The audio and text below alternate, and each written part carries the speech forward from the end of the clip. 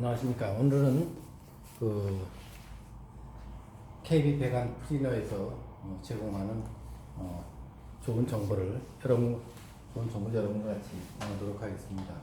오늘은 그 집합건물 관리사라고 집건사에 대해서 시험 보는 분들이 안내를 좀 간단히 해달라 그래서 기출문제 오늘 해설을 한번 해드릴까 합니다. 집합건물 관리사는 소양평가를 기출문제 10문제하고 그 다음에 종합시험 10문제에서 모두 20개의 문항에 대해서 같이 오늘 말씀 나눠보도록 하겠습니다. 대체로 소양평가에는 기술적인 것보다는 그 사람의 관리수장으로서 어떤 역량을 가지고 할 것인가에 대한 태도를 보는 것이 맞습니다. 그래서 우리가 통상 보면은 어떤 그 사람의 지식과 기술과 태도 이렇게 그 사람의 학습 능력을 우리가 되게 통상 관찰하는데 그래서 지식과 기술과 태도 중에서 태도를 많이 보는 것이 소양평가 문제입니다. 그래서 소양평가 문제를 1번부터 먼저 풀어보면요. 대개 동대표와 관리수장의 관계 또는 관리단과 관리인의 관계는 어떤 관계냐 이제 여러분 많이 물어봅니다. 그래서 상식적인 내용이기 때문에 여러분들 그건 알고 그냥 계시고요. 두 번째 이제 대개 이제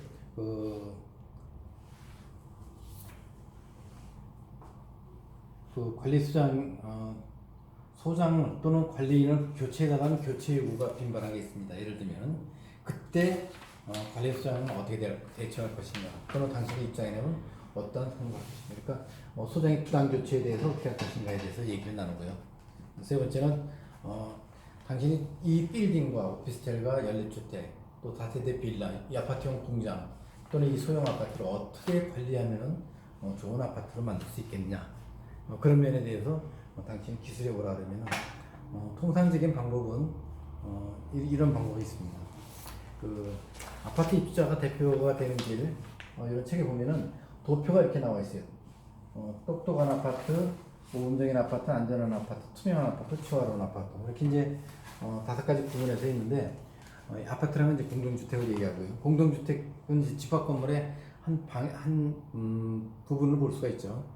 집합건물은 이제 20세대 이상 되는 이제 공동 그 건물을 갖다가 얘기를 하는데 집합건물을 얘기하지만은 공동주택은 대개 이제 150세대나 300세대 이상 또는 이제 그 공동주택 관리법에 적용을 받는 걸 이제 공동주택이라고 얘기합니다. 그래서 이제 공동주택이 굉장히 관리가 잘 돼 있고 법령이 잘 돼 있기 때문에 집권법에 대해서 관리하는 것보다는 공동주택 관리법에 의해서 관리하는 게 훨씬 더 뭐랄까 세부적이고 잘 돼 있죠. 거기 보면 아파트를 똑똑하고 안전하고 투명하고 이렇게 관리하는데 가장 좋은 방법은 어떤 방법이 있느냐. 대개 보면 요즘에 이제 입주민의 또는 그 소유자들의 행복한 삶을 갖다가 공동체 삶을 갖다 추구하는 그런 방향을 많이 유도를 하고 있고 또 무엇보다 중요한 거는 시설 안전이라든지 또는 돈을 어떻게 관리비를 절감하느냐 이런 노력은 전산회계나 이런 걸로 많이 투명하게 되어 있기 때문에 이제는 보다 더 공동주택 어떻게 보면 활성화하는 단체 공동체를 얼마나 많이 운영하고 거기에 어떤 동호회들이 많이 있느냐 거기에 바둑 동호회가 있느냐 기타 동호회가 있느냐 또는 탁구 동호회가 있느냐 이런 걸 따지면서 주민이 얼마나 행복하게 살고 있냐를 많이 따지고 있습니다. 그리고 이제 기술에 관한 얘기로는 이제 간단한 것이 있는데 어떻게 하면은 공사를 할 때 당신 같으면 공사를 어떻게 하겠느냐 그래서 공사를 직접 설계하고 이런 내용을 갖다가 되게 시방서에 답습니다. 그래서 이 시방서를 어떻게 만드느냐 하는 문제를 물어보죠. 그 다음에 이제 또 회계 감사에 관한 내용을 물었습니다. 우리나라는 이제 KICP에서 공인회계사가 회가 있는데 회계 감사는 아무나 할 수 있는 게 아니라 공인회계사라도 감사반을 구성하거나 3명 이상이 또는 회계법인에 한해서 공동주택이나 이러한 그 집합건물을 감사할 수 있게 해놨어요. 그래서 이때 감사 비용이 대략 얼마쯤 되느냐 이거는 각 공인회계사 또는 이런 그 회에서 나온 지침들이 있고 그런데 대략적인 금액을 수소문해서 내가 어느 정도쯤 알고 있어야 되겠죠. 그러니까 이게 흐름을 알고 있으면 트렌드를 안 하고 해서 이런 문제를 갖다가 지금 회계감사 대략 비용이 얼마쯤 될까 몇백만 원인지 몇천만 원인지 이걸 모르겠죠. 그래서 감을 잡을 수 있어서 이런 문제가 있습니다. 그 다음에 이제 통상적으로 일을 잘하면 상을 받는데 상을 받기보다는 과태료라고 해서 행정지도에서 잘못하면 과태료를 많이 받습니다. 지방자치단체는 관리소장이나 입자 대표회의나 이런 사람들이 말을 잘 안 들어요. 그래서 규약을 만들고 규정을 만들어놔도 말을 되게 안 들어가지고 뭐 10년 동안 20년 동안 아파트 한 번 조사를 해본 적이 없으니까 옛날에. 그러니까 지금도 관리소장이나 이 동대표장 중에서 올해 처음 하신 분이 이런 분들은 옛날에 뭐 20년 동안 우리가 추석 때 떡값 줬는데 왜 안 주냐 이러고서는 얘기를 해요. 근데 요즘 어떻게 돼요? 추석이나 구정 때 선물 돌리게 되면 다 누구의 비용으로 합니까? 입자 대표에 결의할 때 결의한 사람들이 전부 다 변상하거나 환불하게 돼 있어요. 그래서 행정지도나 또는 행정지도를 갖다 해도 안 들으면은 시정명령을 때립니다. 근데 시정명령을 안 듣게 되면 과태료가 나오는데 이 과태료가 최하 50에서 1,000만 원까지 이렇게 돼 있죠. 그래서 제일 많은 부분들이 장기성 계획을 갖다가 잘 못하는 거예요. 공사를 갖다가 대충 하거나 공사 계획을 안 세우거나 공사 계획 세웠는데 안 해요. 아파트가 지금 5년째 돼가는데 저 도장한 지 아파트 벽면을 도장해가지고선 재도장한 지 5년 되는데 멀쩡한데 왜 또 해? 이러면 안 되거든요.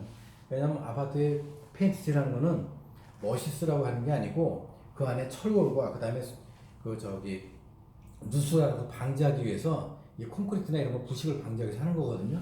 근데 그런 거를 갖다가 내가 보기에 멀쩡한데 왜 안 하래 가지고 5년째 안 하고 6년 7년 미루다가 그때 적발되면 어떻게 돼요? 과태료를 500만 원에서 1000만 원씩 두들겨 맞습니다. 이때는 관리소장도 맞지만 누가 받아요? 책임자는 입자 대표 회장한테 있기 때문에 입자 대표 회의에서 n분의 1 해가지고서 물을 내야 돼요. 그러니까 이런 그 과태료를 좀 알아야 되니까 그 과태료에 관한 사항하고요.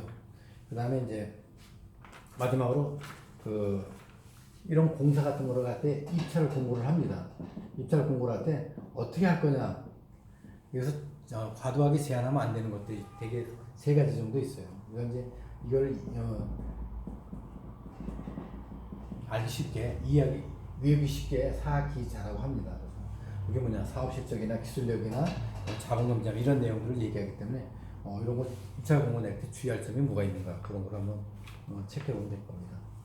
요즘 이제 개인정보에 관해서 관심이 많기 때문에 가령 연체를 몇 달 동안 했다.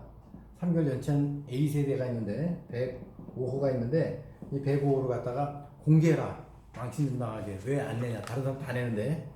그럴 때 입자 대표에서 결의를 해가지고 이렇게 했을 때 공개하시오 하고 했는데 공고를 어떻게 할 거냐. 이런 요령과 기술에 대해서 소장이 어떻게 할 건지 또는 관리 주체가 어떻게 할 건지 관리인이 어떻게 할 건지를 갖다 하는 이런 모형들이 수행평가에 들어가 있습니다. 한 가지 더 이제 이 종합시험 문제는 대략 어떤 문제냐 한번 보도록 하겠습니다. 종합시험 문제는 이제 되게 이제 이게 단답형이었으면 여기는 이제 주로 논술형으로 논술을 하게 되어 있습니다. 그래서 되게 논술형 중에서 처음에 문제가 되게 쉬운 문제를 처음에 내줍니다. 예를 들면 이런 겁니다. 입주자 대표의 구성을 갖다 몇 명이 하느냐. 입주자 대표 회의요.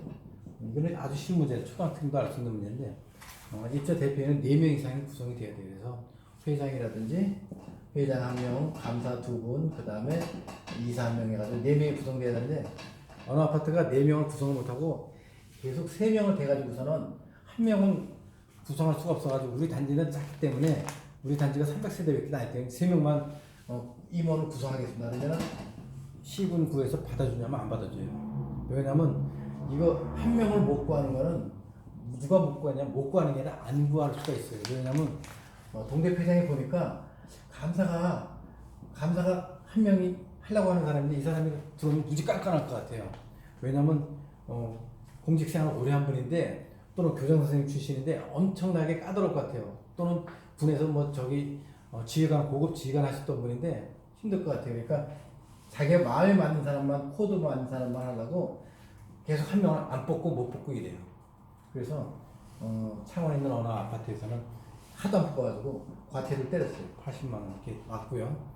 또 경기도 화성시 동탄에 있는 어느 아파트의 경우에는 예를 들면 이게 최하 50만 원이야. 100원 과태료가요. 이거를 갖다가 예를 들면 자꾸 선의가 아니라 고의나 또는 이런 과실로 인해서 안 하게 되면은 이게 한 달 내야 되는데 안 하게 되면은 여기다가 과태료를 갖다가 심하게 묻습니다. 그래서 입자 대표를 구성할 때 처음에 구성하기 어려울 때는 노력을 해야 돼요. 그래서 되게 선관위가 노력을 안 한다면 성관위를 해체시키든지, 예를 들면 최대한 노력을 해서 성관위가 안 되면 입주자 대표에서 직접 적극적으로 나서고요. 입대에서도 안 나서면 관리사무소, 관리주체에서 열심히 노력을 해야 됩니다. 그다음에 아파트에서 굉장히 신경 쓰는 그 자산재의 1호 중에 하나가 차량이에요. 그래서 아파트 다음에 두 번째가 재산 목록 1호가 차량인데, 이 차량을 어떻게 출입통제하고 주차 요령에 대해서 많이 물어봅니다. 그래서 출입통제하는 요령과 주차 요령을 많이 알아봐야 되고요. 그다음에 우리가 이제 적어도 집합 건물 관리 사람은 자기 전문가인데, 전문가가 알아야 될 것들이 몇 개 있어요. 이런 전문 용어가 몇 개 있는데, K 아파트, 오픈 아파트 이런 용어를 좀 알아야 돼요. 그래서 K 아파트라는 것은 국토부에서 공동주택 종합정보 시스템을 만들어가지고 관리 시스템을 만들어서 이 공동주택한 관리 정보 시스템이고요. 오픈 아파트는 서울시에서 운영하는 거죠. 서울시에서 운영하는 통합종업마당이라고, 공동주택의 통합종업마당. 이거에 보면은 우리가 관리비는, 우리 아파트는 일반 관리비가 3,000원인데, 그 다음에 잡수입은 월 평균 얼마고 50만 원이고 이런 게 있는데, 다른 단지는 어떠냐면 다른 단지랑 비교할 수 있게 일목요연하게 많이 데이터를 해놓은 게 있어요. 이런 걸 참조하시라 해서 이런 거에 대해서 물어봅니다. K 아파트는 뭐냐. 그리고 우리가 이제 건물이라든지 아파트라든지 공동주택 관리할 때 그 표준 관리 규약이 있어요. 그래서 표준 관리 규약이 오픈 아파트에 가면 서울시의 표준 관리 규약에 가면은 공동주택에 관한 게 나와 있고요. 오픈 아파트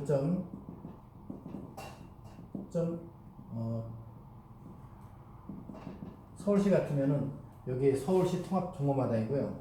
오픈 아파트 말고 오픈 ab.go.kr이 있어요.